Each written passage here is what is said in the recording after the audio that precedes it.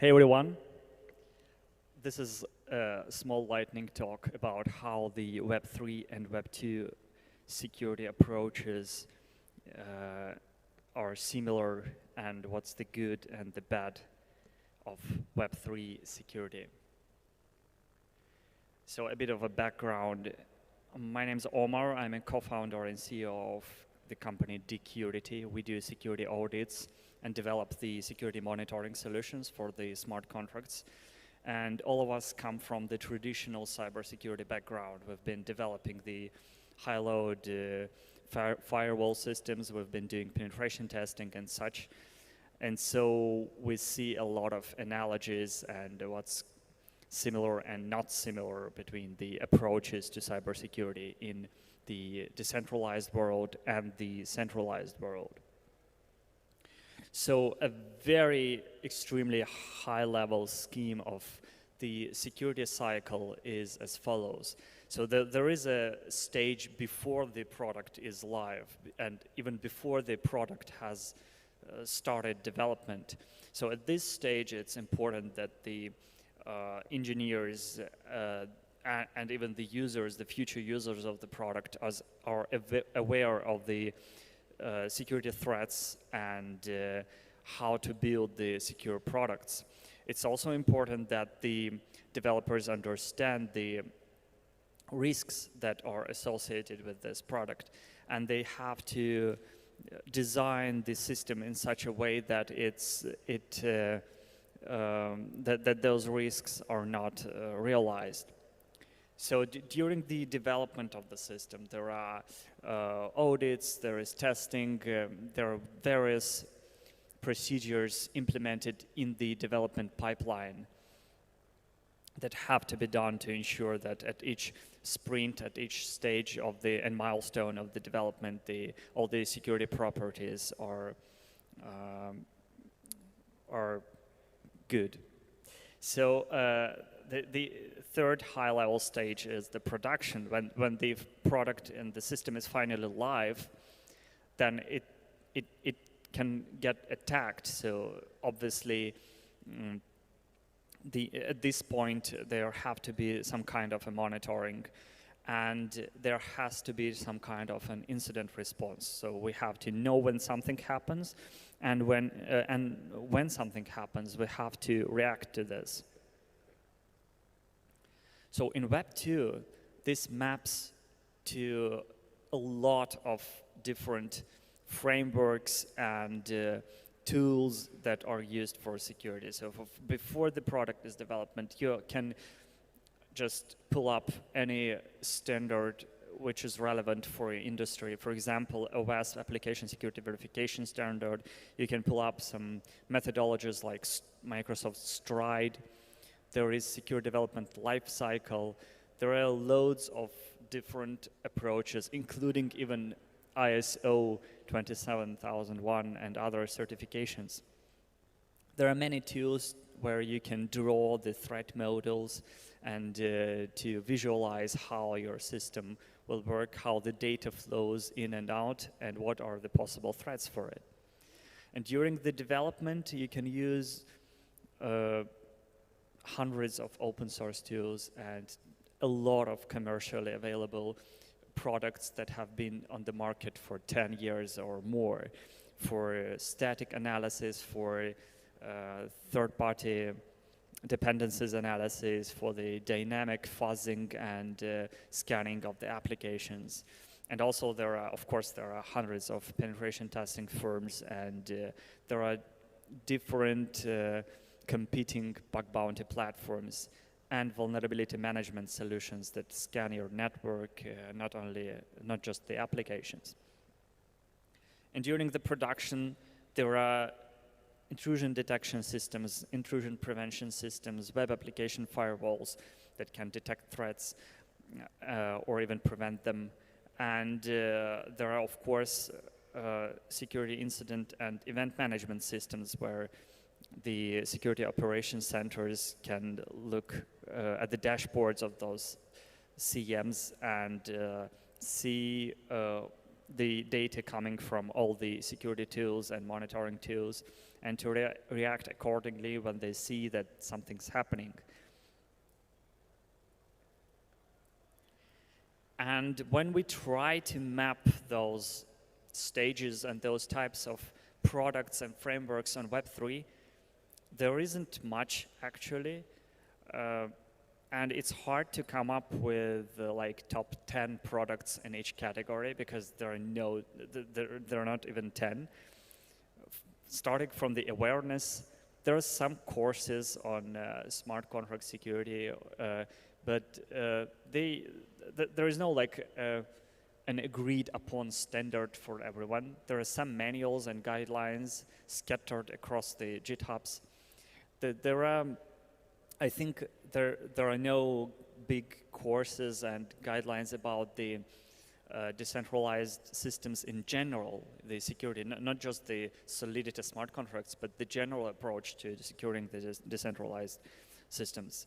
Also, when it comes to threat modeling, so if you want to model how your protocol is going to work, how the tokenomics are going to work, and how the composability with other DeFi protocols is going to work, and what would be the roles of the accounts in this protocol. So this is governance, this is the owner, this is a user. So how all those entities are going to interact. There are only a few tools that you can use, so there is no unified approach on how you are going to model the threats. And when you pull up any documentation, even of the major protocols, you can see explanatory diagrams where you can look at and understand, okay, these are the dependencies of this protocol, like they're relying on, for example, I don't know, on the stability of USDC, and there are these roles, and this role is protected by the time lock. So there is no trustlessness in this sense. So during the development, you can use some static analysis tools, but most of them are very hard to use. So it's more, those tools are mostly developed for the auditors, by auditors, for the auditors. They're not really production level. They're not mature enough to be used in pipelines without an input from the security engineers and auditors. There are lots of bugs, of course, and the coverage of those tools is quite low. Maybe the most developed part in this cycle is audits, because there are lots of audit firms, but still, even after those audits, the projects get wrecked. There are also bug bounties, but of course there's not much competition between the bug bounty platforms. Obviously, this field is also not as developed as in Web 2, where we have a few multi-billion-dollar corporations that provide the bug bounty platforms, and there are literally tens or even maybe hundreds of thousands of people who participate in those bug bounties, and they create automation tools, their own tools, to cover all the bug bounty targets there are on those platforms. Even though the bounties themselves are huge in Web3, only a few people could get those huge bounties. For the most, it's not a big deal. And during the production, again, there are some developments. Many audit firms, including ours, are trying to develop monitoring solutions. But again, there is no like a leader in the space that everyone uses, or a few leaders, as in Web 2, where there are CM systems that are used by thousands of companies all over the world, and there are integrations of those systems with all the data sources. In Web 3, there is no such thing as security operation centers. There are war rooms, so-called war rooms in Telegram, that gather up when something's happening, but there is no really a business that provides such a service. Not necessarily a business, it could be an internal blue team, like in the Web 2 corporations, in the banks and such. So there is much to be done in this regard too. So to summarize a bit, the bad in the Web3 security, as I see, is that for the same classes of solutions, there are no really mature products on the market, so it's very early. And all the tooling, including the development tooling and the security tooling, the open source tools are very buggy and rudimentary.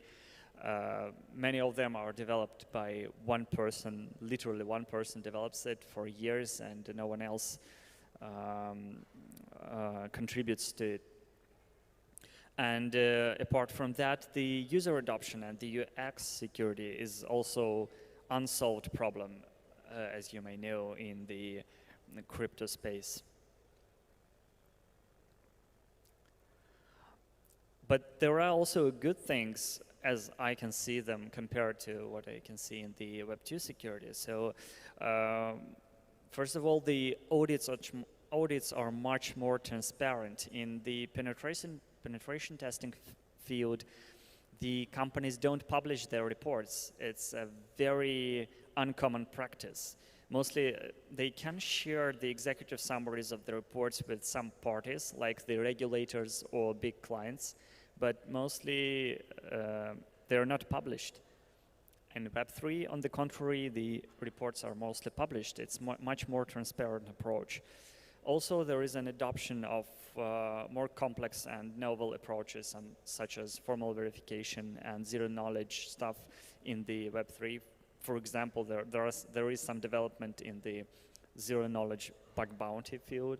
I don't know if it will work in the future, but at least something's done in this regard too. And also, to defend a little bit this field, of course it's a very new field, and all the old tools that have been used in Web2 cannot be directly applied to the technology stack in Web3. So all this is understandable. So too long, don't read. My point is that we have to learn the lessons that the traditional cybersecurity gives us. We have to dissect the methodologies and approaches that are already implemented there, and we have to transfer them to Web3, because the structure of the threats is more or less the same, although the technology stack is very different. But of course, we don't need to rely on the legacy, on the complex regulations that are in Web2. They were created back in the 80s or 90s, when the threats were completely different. That's it.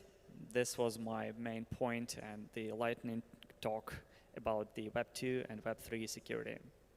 Contact me if you want to talk more. Thank you.